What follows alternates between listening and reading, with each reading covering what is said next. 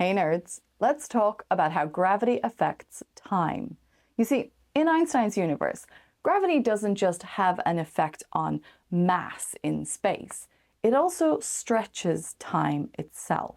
And nowhere in science fiction is that shown more dramatically than Interstellar. We're going to Miller's planet, because 1 hour down there equals 7 years up here.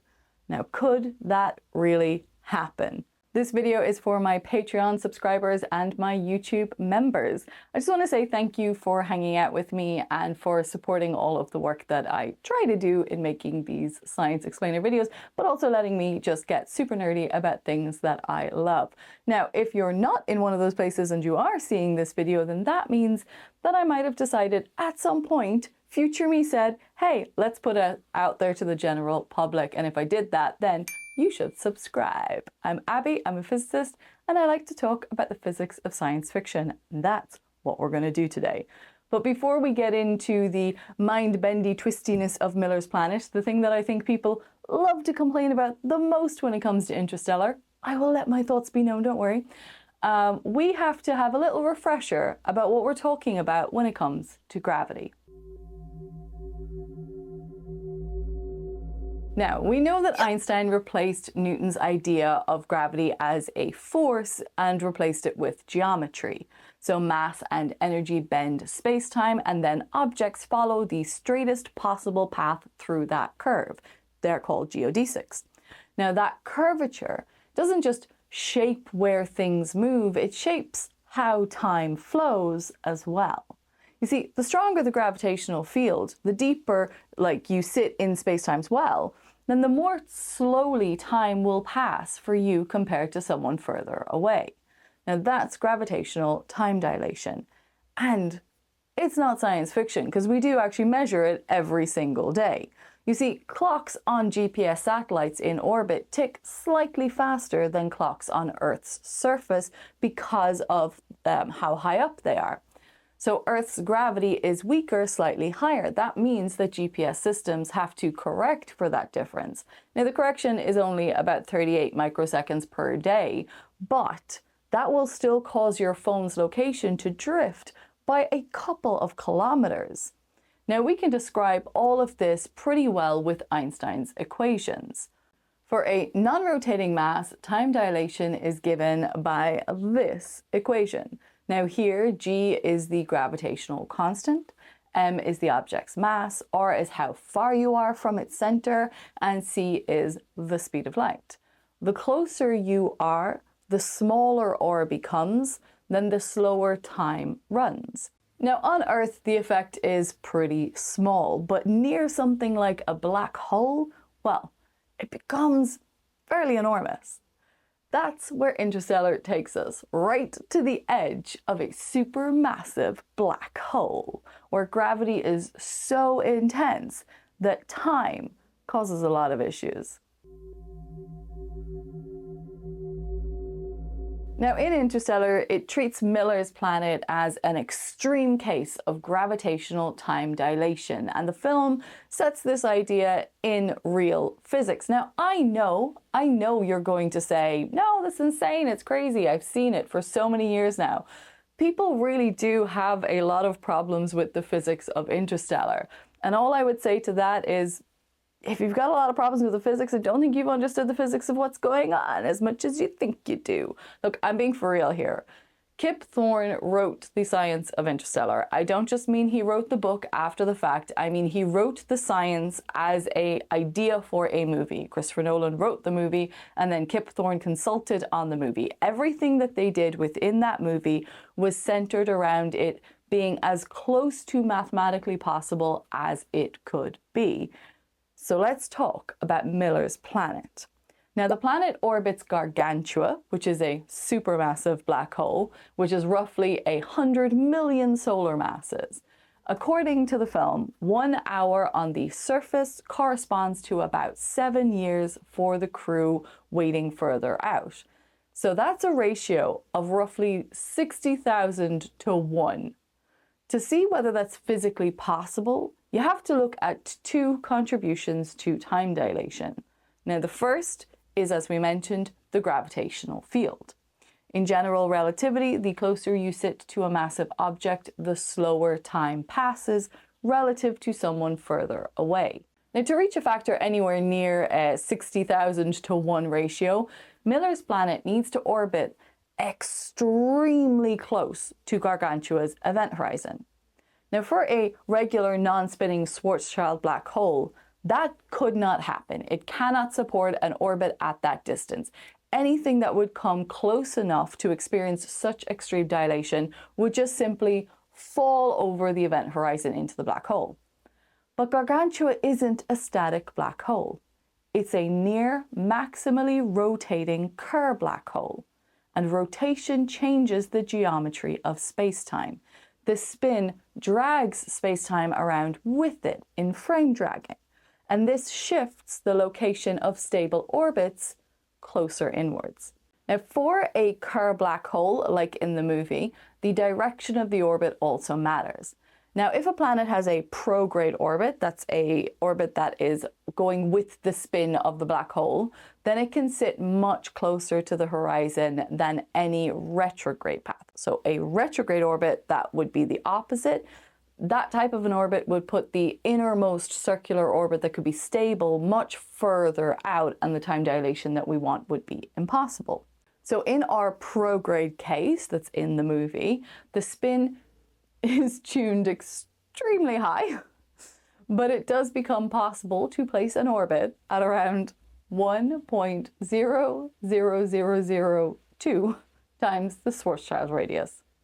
It's basically skimming the event horizon. But this is the regime that Kip Thorne chose for Gargantua, this narrow window where the orbit can be stable while still producing enormous time dilation. Now, to be fair, like, that stability, of course, it's not generous in the mathematics of the movie. So any small changes in angular momentum, in tectonic motion on the planet, or an impact, any sort of redistribution of the mass would nudge the orbit inwards just a little bit. And once that happened, there is no new stable path. The planet would simply cross the horizon. So, in reality, it's not a configuration that could persist for actual geological timescales. It's like a temporary orbit at best, but it's an orbit that exists mathematically. Now, the second contribution comes from the actual orbital velocity of the planet, because at the distance that it's positioned, the planet has to move at a substantial enough fraction of the speed of light just to remain in this orbit. And this introduces special relativistic time dilation. So when you combine the gravitational contribution from sitting that close to the horizon with the special relativity contribution from the planet traveling at like half the speed of light in its orbit, you can then reach that 60,000 to 1 slowdown shown in the movie. Admittedly, it does require tuning every relevant parameter to the absolute edge of what general relativity allows, but it's not outside the theory. Now, another thing I see people complain about a lot are the tides on the planet when they get down there. Many people complain about how it's just not realistic. Well, I'm excited to tell you that you're wrong. Now, look, again, it's referring back to like how Kip Thorne decided to present the science, and he explains it all in his book, which is an excellent book, and I highly recommend reading it. But I will explain to you what he himself explains. Tidal forces come from the gradient of gravity, the difference in gravitational pull between one side of an object and the other. Now, around a stellar mass black hole, that gradient is so steep that anything approaching the horizon would be torn apart long before it reached anything that could be an orbit like Miller's. But Gargantua is supermassive. Its event horizon radius is so large that the gradient across a planet-sized object is comparatively gentle. And that's the one thing that makes Miller's planet viable at all. Now, just to point out here, before people start to argue with me on this, again, everything was mathematically calculated to be as accurate as possible by Kip Thorne himself. So what I am saying to you right now is how he worked out what the physics of this system needs to be. Now, he points out that at this distance, the tides would still be enormous, but they just wouldn't necessarily be lethal. The planet wouldn't yet have settled into a tidally locked configuration. Instead, the tidal bulge would be shifting back and forth as the orbit evolves, and that motion could generate something like the soliton-type waves shown in the film. And I'm saying it like that because you guys should remember from our last video where we talked about the updated papers in warp drive, specifically the Eric Lentz solution, and we talked about what solitons are, which solitons are solitary waves that are self-reinforcing. So they tend to have very high peaks and they're able to just move through the medium, and they have been seen in nature in water where they just maintain their shape as they move through without ever breaking or crashing down. So the height in the movie, absolutely sure that is exaggerated. Thorne admits that himself, but it's not exaggerated by any extreme orders of magnitude. He calculated that kilometer scale waves are plausible if the planet's oceans are deep enough and the tidal forcing is strong enough. It's just that when they land on the planet, they land on a little islandy thing. So they're wading through water, but there is surface beneath them where they have landed. They haven't landed on the top of the ocean. Now, truthfully, a world this close to a black hole is never going to be a calm place. Of course, the tides would constantly deform the crust of the planet. It would churn the oceans, it would drive the atmosphere in ways that would never settle down. It's not a stable environment. It's one that's being pulled and reshaped all of the time. Now, you could survive brief visits maybe, but it's not the sort of planet that just sits quietly for geological ages and you could just go, hey, we're going to live here for, a couple of generations. So at this point, the extreme slowdown on Miller's planet isn't the issue here. The relativity is fine. The real problem I have starts when the characters respond to that physics. You see, for me, it's where the internal logic starts to slip. Now, I've said this before, you've heard me say it before. I don't need my science fiction to be right, but I do want it to be consistent. And Interstellar is doing some genuinely complicated and impressive physics, which makes it a bit frustrating. Because even if you grant every extreme condition required to make Miller's planet work, the decisions the crew make once they get there simply just don't follow from what they already know. So this is my plot hole in Interstellar. When the Endurance arrives at Gargantua, the crew already know that the surface of Miller's planet experiences roughly 7 years of external time per 1 hour on the ground. That information is part of the mission planning. It's why Romilly stays on the ship, because he knows what the dilation will do to him and it gives him time to do calculations and stuff while they're down there. They also know that Miller's beacon has been transmitting continuously for over a decade in the Endurance time frame. And that's the problem. Because if 1 hour on the surface equals 7 years in orbit, then a decade of received signals corresponds to about 90 minutes of real time for Miller on the surface of the planet. That means the signal cannot represent ongoing activity or data or information collected over time. It can't be interpreted as viable, useful information.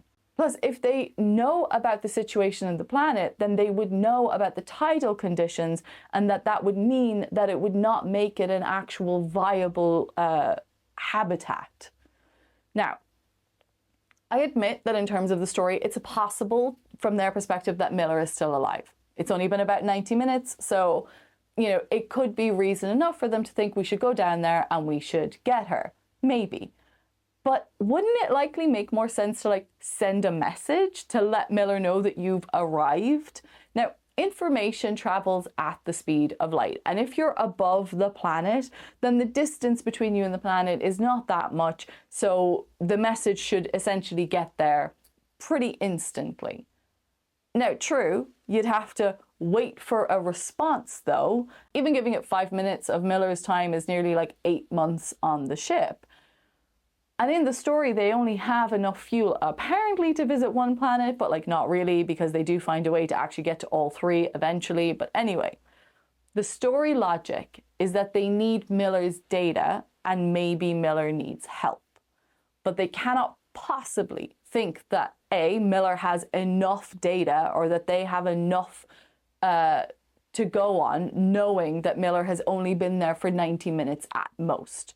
If they look at the logistics of the planet, they would know that the tidal forces are too extreme for life. Then maybe you could frame it as a rescue mission. But that's a pretty big risk on their resources, but also why would they assume she needs rescue? It's only been 90 minutes for her. If they think they need more data than what Miller has, then again, risking their resources on a trip to the surface makes less sense than just giving it a year in orbit to see if she responds or if the signal changes. But that's thinking about things logically. Ultimately, the actual logic of the science doesn't really matter for the drama of the storytelling. You see, what needs to happen here to drive the plot forward is that there needs to be a way that Cooper loses a massive chunk of time. They need to show the dangers of the planet, you know, the kind of like, oh, finding the Goldilocks one. And they need to create a tense moment in the movie. Miller's planet does all of that. I am not mad about it at all. Interstellar gets the fundamentals of relativity right. That feels condescending to say it like that, because of course it does. It's freaking Kip Thorne.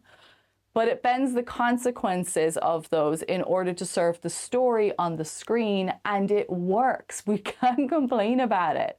The sequence is memorable because time is the resource that Cooper can't afford to lose. Now, for all of the extremes involved in this movie, Interstellar's treatment of relativity is more careful than most people expect or understand from the way I see people complaining about the science of this. The spacetime around Gargantua behaves exactly as it should, and the film lets that geometry shape the story. Now, the weak point isn't the physics, it's the choices the crew make once they know what the numbers imply.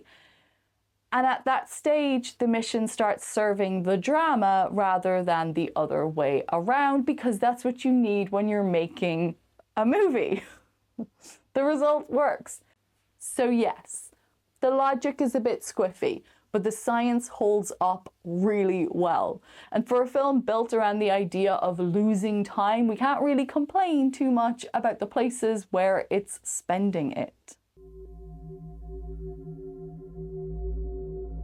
I know a lot of people love to complain about Interstellar, and a lot of people are just like, I don't get it, I don't understand it, what do you mean love transcends, bah! It's a story. And some of the best science fiction just uses these really cool science topics as a way to tell us human stories. That is the essential point of science fiction. No matter what, Interstellar is a human story about connections, about linking, about, you know, communicating across space and across time and finding ways to do that. And the best way to show that on screen is to do it through relativity. We've never had a movie use relativity to this extreme before. We've seen glimpses of it in places. You know, you get a bit of time dilation in Flight of the Navigator, you get a bit of length contraction in Project Hail Mary. But this is one place where we're getting like the special relativity effects of the traveling through space and traveling at accelerated velocities. And we get the, you know, gravitational acceleration effects, and putting them together and just seeing really how it not only affects personal and human stories, but also the science story of Interstellar is gravity. It is all about gravity. It is all about bending and twisting space and time and what that does and the positives it has for the humanity, but the sacrifices it puts on individuals. So I still think Interstellar is one of the best science movies ever made, and I do not understand people who argue me on that point. I will fight to the death for it. But I did want to talk about Miller's Planet today. Initially, I was coming in going like, it's a really big plot hole. But now I'm like, maybe it's not that big of a plot hole, you know? So they go to the surface of the planet. It drives the story. I don't think it's a logical choice that scientists on that type of a mission would make. But at that point, are they talking about logic, or are they talking about humanity and, you know, purpose and making maybe not the best decisions, but they're also like, you know, life's last hope. They're not the, hey, you're super seasoned, trained astronauts who've been preparing for this mission for your entire lives. It's like, last shot, get out there and just see what happens. Anyway, I'm rambling about this. I'm going to stop. I'm at the end. So this month we talked all about artificial gravity and about like how we could generate gravity in space for the, you know, concepts of space travel and everything like that. So I just thought it'd be really cool to talk about a space travel movie and a different idea of how gravity affects us. Thanks for hanging out with me today. I hope you enjoyed the video, and thanks for being a subscriber. I really appreciate having you in my nerd club. If there are any topics that you would like me to chat about, then please do let me know. Bye. Doodles. That may be impossible, sir. Things are only impossible until they're not. Yes, sir.